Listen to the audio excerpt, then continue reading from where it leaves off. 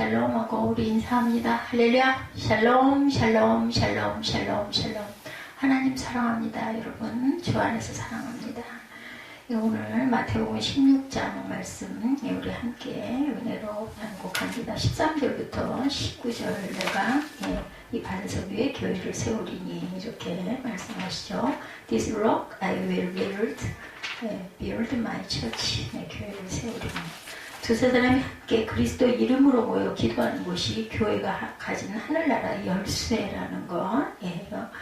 많은 숫자, 우리나라 특히 교회들이 양적인 부흥이 오면서 이런 부분들을 굉장히 강조했고, 뭐 서너 명, 너댓 명, 두세 명 이렇게 모인 돈은 교회도 아니야 이렇게 치부하는 그런 통례가 생긴 게 안타까운데, 적을수록 오히려 저는 은혜가 더 강하다고 이렇게 생각을 합니다. 또 그들이 제자들이 되어가지고 어느 곳에서 어떤 증거를 하고 살아갈지는 하나님이 하시는 것이지 우리의 욕심으로 되는 것이 아니라는 것을 알고 가야 되겠죠. 교회에 대한 대표적인 오해는 교회 앞에 붙는 이름을 또한 중요하게 여기는 거. 무슨 교회 뭐 큰 교회 이름 대면서 내가 거기 성도인데, 내가 거기 권사인데, 나는 거기 장로인데, 뭐 이런 그 명예. 그러니까 인간의 그 욕망 안에 그런 게 있어요. 그죠? 그게 가지고 있는 그런 그 욕심인데, 그것도 비울 줄 알아야 되겠죠? 사람들을 위해서 어떤 교회 이름으로 불려지는 그 교회 자체보다 중요한 그런 기업, 어떤 교회 이름으로 불려지는지 그것이 교회 자체보다 중요하게 생각하는 거 잘못했습니다. 그래서 교회를 개척할 때 교회 이름을 짓는 것이 아주 큰 일인 것처럼, 근데 교회 이름은 기도하는 중에 은혜로운 그 이름을 쓰는 것이 가장 정답이라고 저는 생각을 하고, 저는 은혜로 오는 대로 교회 이름을 지었습니다. 교회를 개척할 때 이런 부분을 아주 너무 대단하게 여기긴 하죠. 심판의 날 그리스도 앞에 설 때 우리가 어떤 이름으로 불리는 교회 이름이었는지, 어디 교회에서 예배를 드렸는지 아무런 소용이 없다라는 것. 진정 예수께서 주인 되신 교회였는지, 우리가 진정 교회였는지가 문제이고, 그의 가슴 떨리는 일입니다. 진정한 교회가 되어야 한다라는 것. 새벽교회를 부를 때도 교회에 강조점을 둬야 된다는 거죠. 새빛이 아니라. 이거 정말 중요하다는 것을 우리가 다시 한번 새기고 갑니다. 이것이 교회에 대한 심각한 오해가 되어서는 안 된다. 교회 자체가 너무 소중한 이름이고, 교회 자체가 예수님의 계획 속에 있었던 소중한 단어라는 것. 처치, 교회 모임 중요하죠. 누가 주인이 되셔서, 예수께서 주인이 되셔서. 신약성경에서 예수께서 교회를 언급한 첫 번째 본문이 마태복음 16장입니다. 그리고 마태복음 18장에 두 번 말씀하시죠. 교회라는 단어를 세 번 언급하십니다. 헬라어로 에클레시아라는 단어를 예수께서 세 번 언급하심으로 교회에 대한 계획과 청사진을 말씀하셨어요. 교회 앞에 어떤 이름이 붙어 있는지가 아니라 예수께서 말씀하신 교회, 에클레시아 자체가 너무나 소중하다는 것을 다시 한번 깨닫고 갑니다. 예수께서 말씀하신 교회, 예수님의 주인 되신 교회인지를 깊이 생각하고 우리가 믿음 생활을 할 줄 알아야 되겠다. 그래서 저는 세계에 있는 모든 교회들이 이단 빼고 하나님이 기뻐하시는 모든 교회들이 저는 하나라고 이렇게 생각을 했어요. 그러면서부터 그런 마음이 계속 와서 기도할 때 그렇게 온 우주 가운데 있는, 온 세계에 있는 하나님의 나라들, 이게 크든 작든 그게 큰 바운드리 안에 들어있는 그런 교회가 되어야 되고, 우리는 중요한 것은 우리가 의식적으로 드리는 교회가 아니라 정말로 하나님을 찬양하고 예배할 줄 아는 영과 진리로 드리는 교회여야 한다라는 것. 교회는 하나님 나라의 열쇠, 그러게 영과 진리라는 말씀은 어느 날인가 제게 마음의 감동으로 와서 입술에 고백이 됐습니다. 그런 경우가 너무 많아요. 저는 무의식적으로 기도할 때도, 아니면 말씀 증거할 때도 그런 단어들이 그렇게 마음밭에 오면은 그걸 강조를 하게 되더라고요. 찬양도 마찬가지고. 가장 크게 은혜를 주신 건 찬양의 은혜를 주셨죠. 제가 교회가 세워질 때. 그 찬양으로, 근데 신학교 때부터 그랬어요. 다른 학부들하고 다르게 찬양으로 이렇게 열거를 해가지고 이렇게 이 틀을 이렇게 잡아서 제가 발표한 적이 한 번 있었고, 교수님 굉장한 칭찬을 하셨습니다. 정말 그런 것 같다라고. 근데 그건 누가 가르쳐 준 게 아니라 제 마음에 온 감동이었습니다. 그게 너무 기쁘더라고요. 이렇게. 그러고 나서 교회가 쓰고 쓸 때도 찬양의 은혜가 그렇게 막 하늘로 공중으로 내가 솟아 올라가는 것 같은 감동으로, 예, 그 김포 성전이죠. 거기서 그 지하에서 그때 예루살렘 성전인가 거기서 그 찬양하면서 내 몸이 막 위로 들려 올라가는 것 같은 감동으로 그 찬양을 그 목이 터져라 했던 그런 기억이 있습니다. 예, 우리가 돌아가서도 갖고 갈 수 있는 건 찬양이라고 그러죠. 그리고 찬양과 경배는 온 성도들이 함께 다 참여해서 드리는 예배입니다.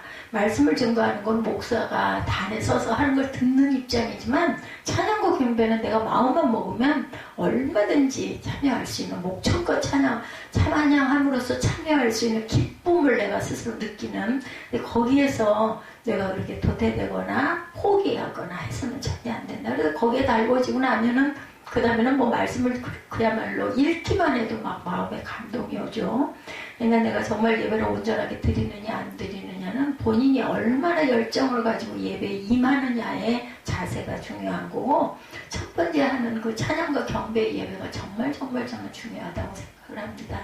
교회는 하나님 나라 열쇠를 가진 공동체라는 것, 네, 그리고 천국 열쇠를 내게 주리니 했죠. 저도 그 열쇠를 기도할 때, 네, 물론 목적은 다른 데 있었어요. 이 사람이 이 길로 가야 되는 게 맞습니까? 아닙니까? 이 기도를 했는데 하나님이 천국 열쇠를 보여주셔가지고 이거 하는 게 답이다 했는데 하나님의 뜻은 다른 데 있었습니다. 세무사 그 회계사 공부 이게 맞는지 아닌지 답을 주세요 했는데 열쇠가 보여져서 이거 답이다 했는데 그게 아니라 하나님의 나라가 세워진다라는 그런 그 뜻이었죠. 그러니까 바르게 우리가 해석할 줄도 알아야 됩니다. 나중에 깨닫게 되죠. 미련하기 때문에. 예수께서 어떤 의도와 꿈을 가지고 교회를 세우셨어요. 여러분들, 하나님 나라를 이 세상에 드러내시고 세상에 속한 사람들이 하나님 나라로 들어오게 하시기 위함이었다라는 거죠. 예, 이 세상에서 하나님의 나라를 경험하게 하려고 교회를 세우셨다라는 거. 그러니까 전도를 해서 바뀌는 사람을 안으로 들여서 교회에서 양육하는 거 굉장히 중요합니다. 근데 예를 들어 그게 안 될 때는 모여있는 그 숫자, 기본 숫자들이라도 하나님 나라를 경험하게 하는 것을 깨닫게 해주는 것, 이것도 교회의 사명이라는 것을 하나님께서는 또한 각자에게 주신 달란트들이 있으시죠. 그렇기 때문에 우리는 처음에는 막 대단한 꿈을 꾸죠. 많은 인원들을 이렇게 해서 교회에 오게 해서 이렇게 부흥이라고 하죠. 그걸 그렇게 하리라 하지만 또 하나님의 뜻이 그곳에 아닌 다른 것에 그 포인트가 있을 수 있다라는 것. 예, 세상은 유한하지만 하나님 나라는 영원하죠. 예, 영원한 하나님의 나라입니다. 유한한 세상과 영원한 하나님 나라를 연결하는 공동체가 바로 교회라는 것. 예, 그래서 보이는 세상과 보이지 않는 하나님 나라를 연결하는 공동체가 교회라는 것 아주 중요합니다. 그리고 세상은 유한하지만 하나님 나라는 영원하다는 것. 그래서 유한한 세상과 영원한 하나님 나라를 연결하는 공동체가 교회입니다. 이 세상은 땅에 속해 있지만 하나님의 나라는 하늘에 속해 있죠. 땅에 속한 세상과 하늘에 속한 하나님 나라를 연결하는 공동체, 교회. 얼마나 신비롭고 영광스러운 부르심입니까? 정말 이건 기적이에요, 기적. 아무리 생각해도 기적이라고 밖에는 생각이 들지 않습니다. 사람이 할 수 있는 걸 기적이라고 하지는 않습니다. 사람이 할 수 없는 것이 일어난 것, 이걸 기적이라고 우리가 얘기하죠. 그래서 예수께서 베드로에게 교회에 대한 청사진을 보여주시죠. 내가 네게 말한다. 너는 베드로다. 내가 이 반석 위에 내 교회를 세울 것이니. 오늘 제목이기도 하죠. 내가 이 반석 위에 내 교회를 세울 것이니 지옥의 문들이 이것을 이길 수 없을 것이다. 내가 네게 하늘나라의 열쇠를 주겠다. 무엇이든 내가 땅에서 내면 하늘에서도 매일 것이요 내가 땅에서 풀면 하늘에서도 풀릴 것이다. 오늘 18, 19절도 중요한 구절입니다. 예수께서 베드로에게 내 교회를 세운다고 말씀하시고 그 교회에 하늘나라의 열쇠들을 내가 주시겠다라고 하셨어요. 예수께서 교회 하늘나라의 열쇠들을 주심으로 이 세상에 하나님 나라를 보여주셨고 이 세상의 교회를 통해 하나님 나라의 자녀가 되고 하나님 나라를 살도록 계획하셨다라는 것. 그 나라 백성이 되면 그 나라에서 살죠. 시민권이 나오고 이런 것처럼 하나님 나라의 백성이 되고 하나님 나라를 살도록 계획하셨다.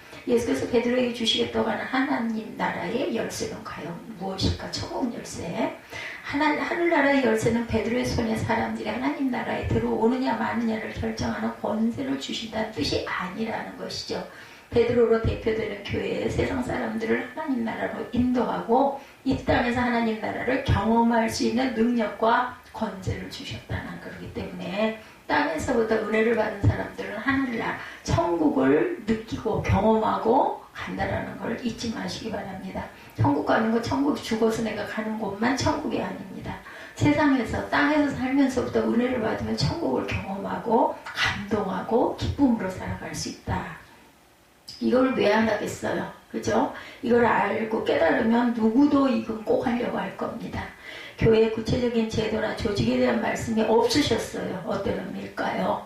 우리가 경험하는 민족, 나라, 언어, 교파에 대한 제한받은 제도적 교회를 하나님 나라에 동일시하지 않았다는 거예요. 하나라는 거죠. 뭐 무슨 파 이거 상관없습니다. 뭐 무슨 교회, 성결교회, 무슨 순복음교회, 장로교회, 감리교회, 뭐 침례교회 이런 게 상관이 없다는, 물론 그 사상이 조금 강한 거죠. 저는 그렇게 생각합니다.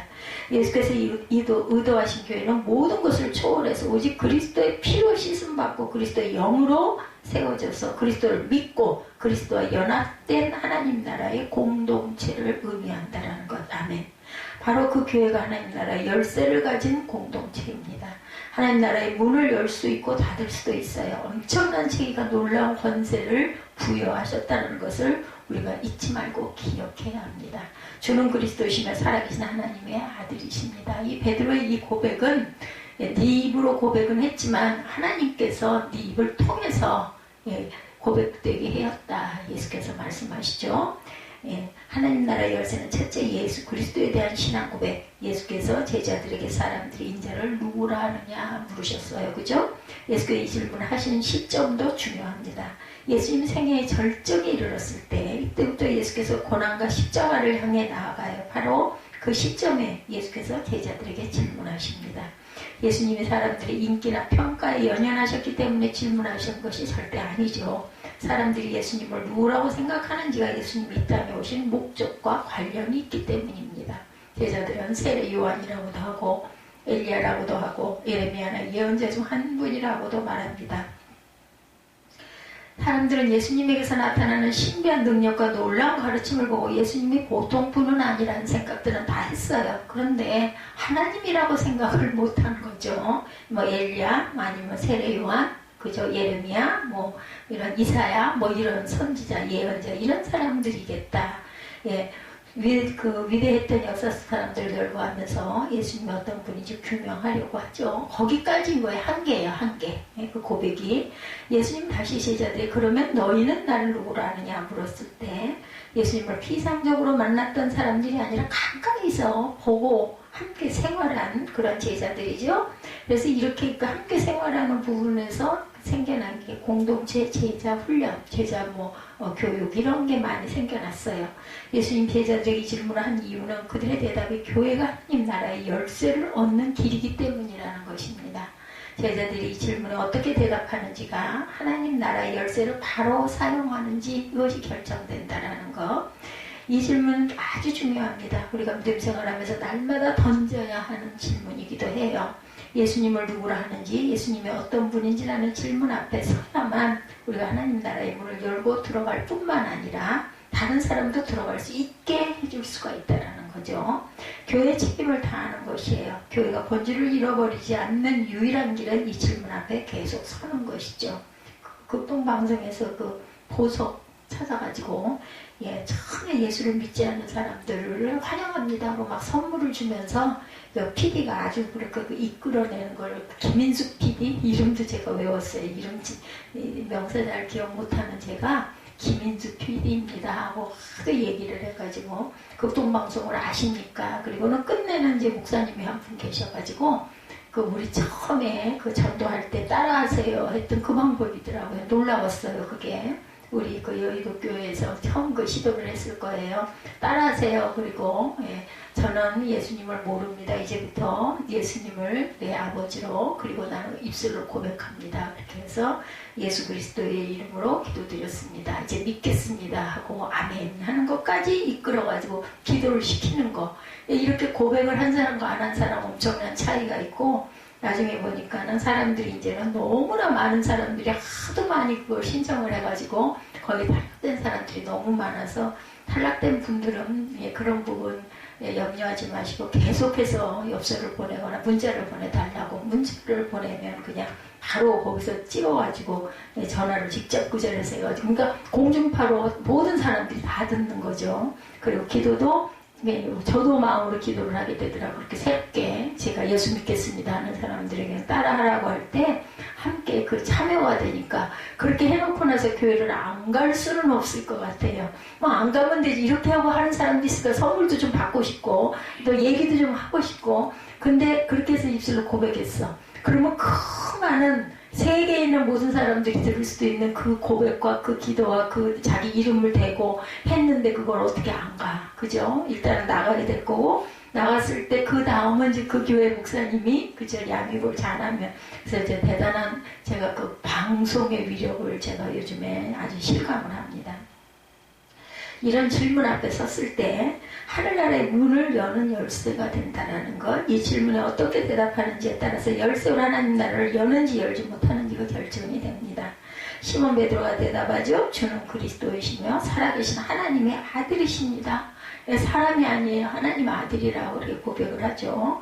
이렇게 대답을 들은 예수께서 기뻐하시면서 너는 복이 있다고 칭찬을 하시죠. 근데 이 대답은 제자들의 실력으로 나온 대답이 아니다. 영으로 하나님께서 베드로의 입술을 통해서 고백되어지도록 감동을 주셨고 하늘의 지혜를 주셨다라는 겁니다. 기적이죠. 요나의 아들 시몬아, 내가 복이 있다. 이것을 내가 계시하신 분은 사람이 아닌 하늘에 계신 내 아버지시다. 100점 만점 대답인데 베드로의 실력이 아니고 다른 사람의 실력도 아니고 역사의 그 축적된 지식의 결과도 아니고 오직 하나님의 계시로 대답할 수 있게 되었다라는 말씀입니다. 쉽게 말하면 기적이라는 거, 기적. 아까 제가 말씀드린 것처럼 사람이 할 수 있는 걸 기적이라고 하는 사람은 없습니다. 대단해 소리는 하죠. 아이고 참 대단해, 그 사람 대단해. 근데 인간의 어떤 그 생각의 범위에 벗어난 어떤 사건이 실제 정말 일어났어. 그럴 땐 그건 기적이라고밖에 할 수가 없습니다. 뭐 병원의 의사들이 그러잖아요. 암 걸려갖고 돌아갈 뻔한 사람이 깨끗하게, 그죠? 그 부분들이 수술도 안 했는데 나아졌을 때 그걸 보고 이거는 의학으로는 증명이 안 됩니다. 기적입니다. 이 얘기 여러분들 많이 들어보셨을 거예요. 예수님에 대한 올바른 대답은 우리의 지적인 판단으로 내려지는 것이 아니다. 우리 이성적 판단, 추론, 실험의 결과로 나올 수 있는 대답이 아니라는 것이죠. 주는 그리스도시며 살아계신 하나님의 아들이십니다. 라는 고백은 기적처럼 내 영혼 속에 그리스도의 영과 하나님의 계시가 임할 때 할 수 있는 그런 대답이다. 인간의 이성적 판단으로는 예수님이 누구신지를 곰곰이 생각해 볼수록 믿어지지가 않아요. 정말 신이야, 어떻게 그럴 수가 있어? 이해가 안 가죠. 왜냐하면 우리 범위가 그것밖에 안 되니까. 대개는 그렇잖아요. 우리가 상상하는 게 내가 경험했거나 봤던 것이 상상이 나는 거지, 전혀 보지도 않고 알지도 못하는 게 벼랑간에 딱 그렇게 떠오르는 일은 없어요. 그죠? 그렇기 때문에 한계가 좁을수록 이런 부분들은 내 마음에 받아들여지지가 않는 거죠. 하나님께서 성령의 선물, 은혜의 선물을 주셔야만 깨달아 알 수 있는 것이라는 것. 주는 그리스도시며 살아계신 하나님의 아들이시라는 고백이 우리의 고백이 되도록 우리가 기도합니다. 이 고백으로 인해서 우리의 마음이 떨리고 하나님을 찬양하는 영혼이 되시기를 주님의 이름으로 축원합니다. 하나님의 계시로 베드로가 이 고백을 하게 된 것처럼 우리도 하나님의 계시로 주는 그리스도시며 살아계신 하나님의 아들이십니다 라고 고백했으면 좋겠습니다. 바로 그때 하늘문이 열린다는 것, 그것이 바로 하나님 나라의 열쇠이기 때문에 이 입술의 고백이, 그게 그냥 입술로 따라고 하는 게 아니라 내 마음에 그 마음이 와서, 우리가 믿음을 고백하는 게 두 가지죠. 그냥 아니어도 그냥 입술로 내서 따라하는 사람, 세 부류가 있는 것 같아요. 또 하나는 정말로 마음에 감동이 와서 막 내가 아멘 하면서 그 말을 따라하는 부류. 또 하나는 뭐 그런 게 어딨어. 아예 입으로 내놓고 다른 건 가만히 구경하는 구경꾼들. 그죠? 무리들이라는 말씀을 많이 하시 무리들이 모였다라고. 거기에 제자들은 구별된 사람들인 거죠. 바로 그때 하나님이 열린다. 이것이 바로 하나님 나라의 열쇠이기 때문에 그리스도의 고난과 십자가죠. 네, 이제 십자가가 지나가고 오늘은 부활의 영광이는 부활주일입니다. 둘째, 하나님 나라의 열쇠는 그리스도의 십자가라는 것입니다. 베드로가 위대한 신앙 고백의 모범을 보인 직후에 예수께서 고난을 받고 십자가에서 죽으시고 3일 만에 다시 살아나실 것을 말씀하셨어요.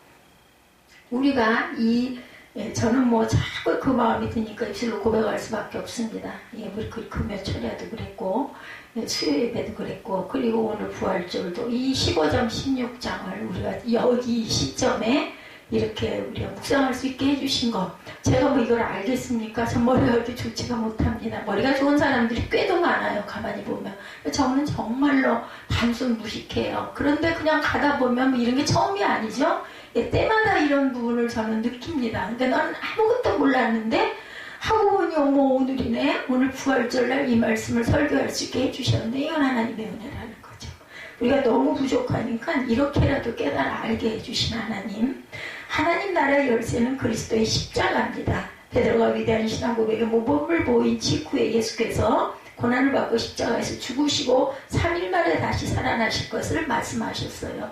예수님이 유도하셨죠. 너희는 내가 누구라 하느냐라는 걸 그 시점에 질문을 하시긴 했습니다. 하나님 나라가 우리에게 열리기 위해서는 예수께서 고난받고 십자가에서 죽으셔야 다시 살아날 수가 있죠. 죽지 않고 어떻게 다시 삽니까? 그죠? 살아있는 사람이 다시 살 수는 없어요. 죽어야 다시 살 수 있다라는 거. 하나님 나라가 우리에게 열리기 위해서는 예수께서 고난받고 십자가에서 죽으시고 다시 살아나는 일이 꼭 있어야 하는 필연입니다. 필연. 이걸 이해를 못해가지고 베드로가 망발을 하죠. 절대 그럴 수 없다고. 그랬더니 사단아 내 뒤로 물러가라고 바로 그러시잖아요. 그죠?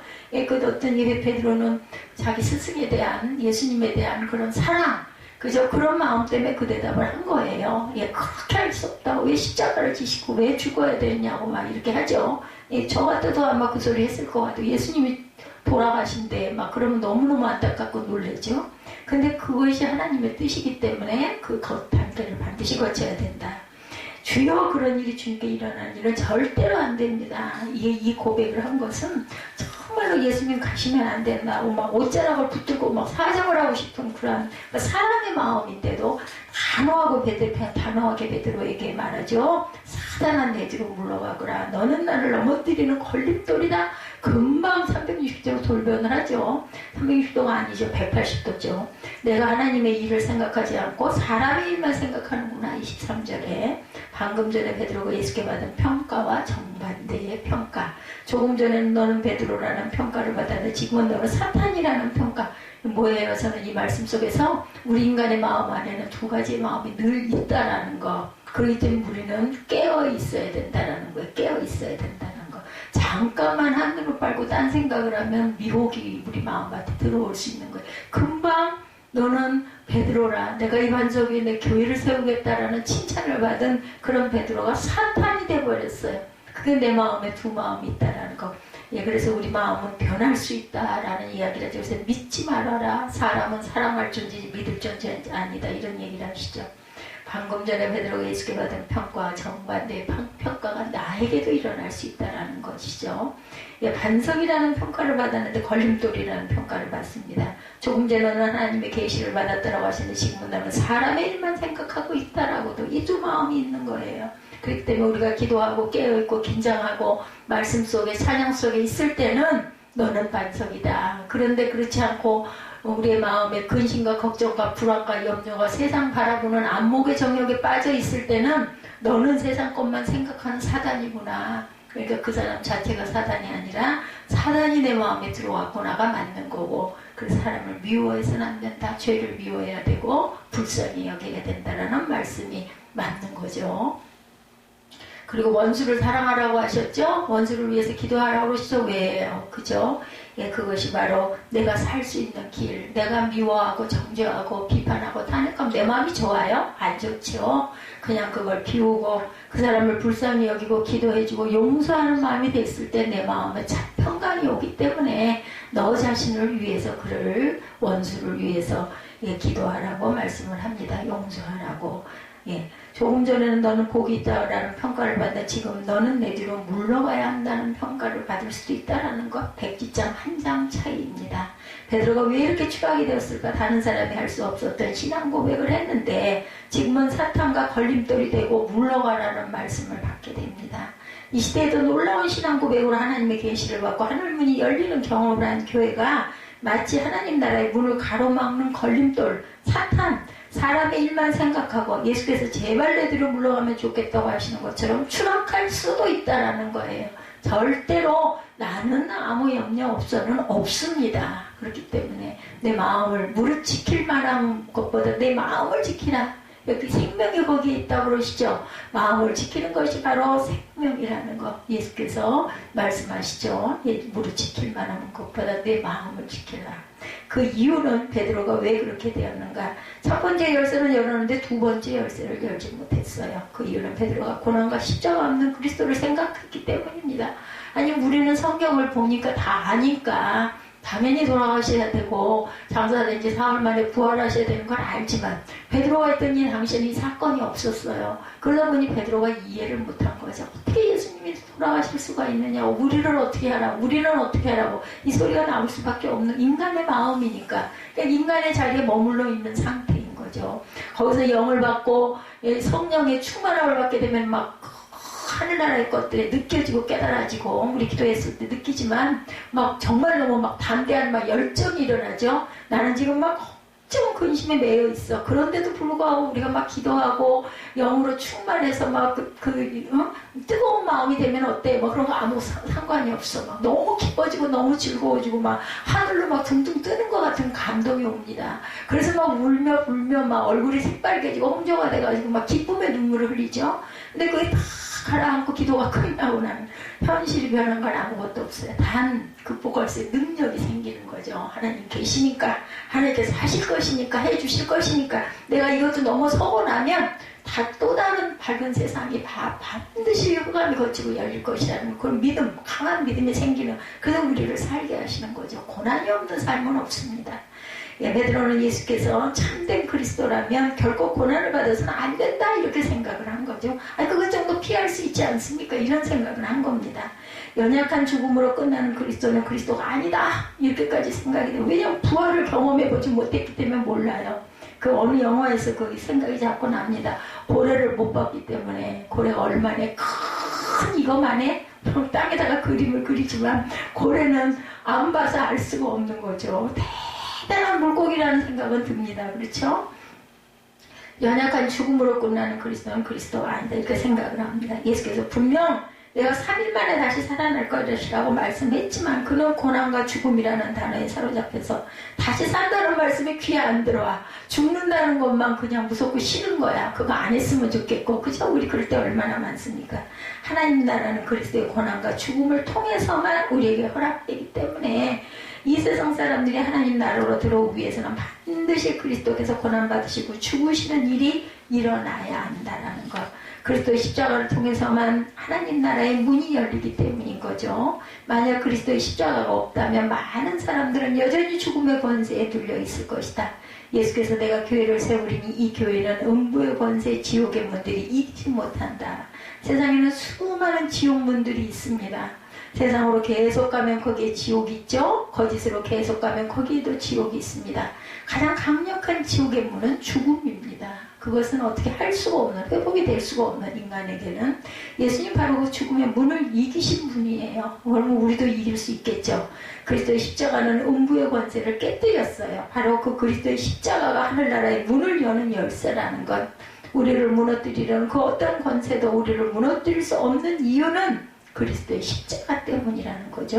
뭐 그때 가끔 그 영화 옛날 그 장면들에도 그런 게 나왔던 것 같아요.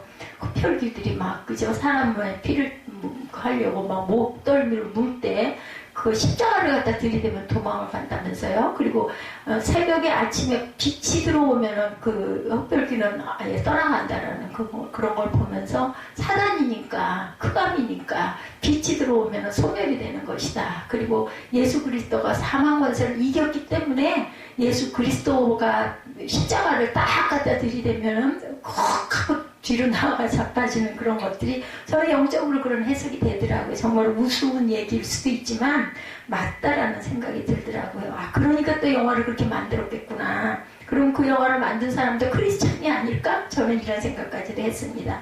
그리스도의 십자가를 우리의 믿음 생활에서 뺀다면 하늘나라의 열쇠를 잃어버리는 것이다. 십자가 없는 교회, 십자가 없는 믿음 생활은 하늘의 문이 닫히는 것입니다. 제가 교회를 그때 얻으려고 했을 때 새 아파트 단지에 옥상에다가 십자가 세운다고 그래가지고 그게 그 계약이 파기가 된 적이 있었죠. 저는 그때는 말도 안 된다고 생각을 했어요.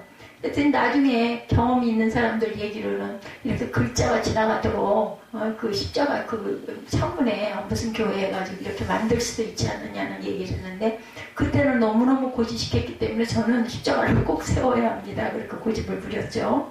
글쎄요, 그게 지혜로웠는지 모르지만 그때는 제가 정말 영이 글쎄 지금보다는 지금의 그런 경험으로 만약에 지금쯤 어딘가에 거기 정말 내가 가고자 하는 곳이 하나님의 감동이 있는 곳인데 십자가를 위에다 세우면은 거기에 흠이 나기 때문에 안 된다고 하면은 글쎄 창문 툴로 십자가를 해가지고 이렇게 지나가게 하는 그거라도 내가 하겠다라고 했을지는 모르겠지만 그때 그 당시에는 그건 틀린 거다라는 생각을 했습니다.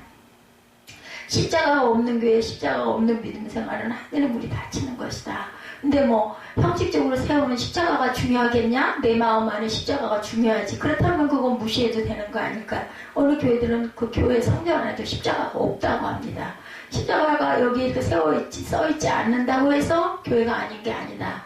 근데 저는 어느 정도는 형식도 반드시 필요하다고 생각을 하는 사람이기 때문에 글쎄요, 왜 십자가를 교회 안에다가 놓지도 않는지 그건 모르겠어요. 그것도 목회하시는 분의 어떤 목회론이 있겠죠. 십자가 없는 교회, 없는 믿음 생활은 하늘의 문이 닫힌다. 그때 예수께서 제자들에게 누구든지 나를 따르려거든 심지어는 뭐라고 그러세요? 자기를 부인하고 자기 십자가를 지고 나를 따라오라고 말씀했어요.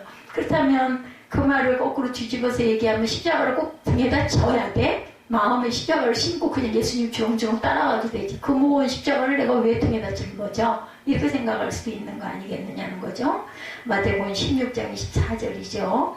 그리스도의 십자가만이 아니라 우리의 십자가, 그리스도와 함께 죽고 그리스도와 함께 다시 사는 것을 경험하는 십자가의 길을 걸어가야 되겠죠. 그리스도의 십자가를 우리의 삶에서 제외하지 말아야 한다라는 것. 참된 교회는 십자가를 지고 그리스도를 따릅니다. 십자가를 지는 만큼 하늘나라의 문이 열린다는 것 또한 잊지 말아야 되겠다. 세 번째, 하늘나라의 열쇠는 그리스도의 임재하심이라는 것. 여러분들, 예수께서 돌아가시면서 우리 각자에게 주신 하나님의 영이 있으시죠? 성령이 계십니다. 그렇기 때문에 그리스도의 임재를 늘 느끼실 것입니다. 내가 네게 하늘나라의 열쇠를 줄 것이다. 무엇이든지 내가 땅에서 매면 하늘에서도 매일 것이요 땅에서 풀면 하늘에서도 풀릴 것이니. 19절이죠. 교회는 땅에서 매고 푸는 권세가 있다라는 것. 특별한 은혜입니다. 교회가 땅에서 매면 하늘에서도 매고 땅에서 풀면 하늘에서도 풀립니다. 무엇을 매고 풉니까? 역사적으로 많은 해석들이 있어서 어떤 분들은 성경 해석의 권리다. 로마 카톨릭의 해석이기도 합니다. 교회 조직에 속하느냐 마느냐, 하늘나라에 들어가느냐 들어가지 못하느냐를 결정한다는 해석도 존재합니다. 어떤 분은 교회의 권징이다 이렇게 해석하는 분도 계세요. 이제 뭐 신학자들이 별별 의견들이 많죠. 교회가 어떤 사람에게 진정으로 권면했는데도 돌이키지 않으면 하나님께서 그들을 하나님 나라에서 제외시킬 것이다 라는 해석이기도 합니다. 이처럼 여러 해석이 있는데 예수께서 마태복음 18장에 이와 비슷한 말씀을 주시면서 또 다른 가르침을 더해 주시죠. 18장 18절에서 20절을 보면 다시 내가 진실로 너희에게 말한다. 무엇인지 너희가 땅에서 매면 하늘에서 매일 것이요 무엇인지 너희가 땅에서 풀면 하늘에서 풀릴 것이다. 다시 내가 진실로 너희에게 말한다. 너희 가운데 두 사람이 땅에서 어떤 일이든지 마음으로 모아 간구하면 하늘에 계신 내 아버지께서 그들에게 이루어주실 것이다. 그러니까 뭐예요? 땅에서 매고 땅에서 푸는 건 뭡니까? 기도예요. 기도. 그죠? 간구하는 것. 예수께서 교회에 메고 푸는 권세를 말씀하신 후에 땅에서 두세 사람이 함께 모여 기도하면 내가 그들 가운데 있다고 말씀하셨어요. 메고 푸는 권세는 기도를 통해 우리에게 주시는 그리스도의 임재입니다. 문제 해결보다 중요한 것은 그리스도께서 두세 사람이 함께 기도하는 자리에 임재하신다는 겁니다. 그리스도께서 임재하시는 것 자체가 하늘 문이 열리는 것이라는 것 잊지 마시기 바랍니다. 우리가 이 땅에서 어떻게 하늘나라의 삶을 경험합니까? 살아계신 하나님의 아들 부활하신 그리스도께서 우리 안에 임재하시는 것이죠. 우리가 경험하는 것.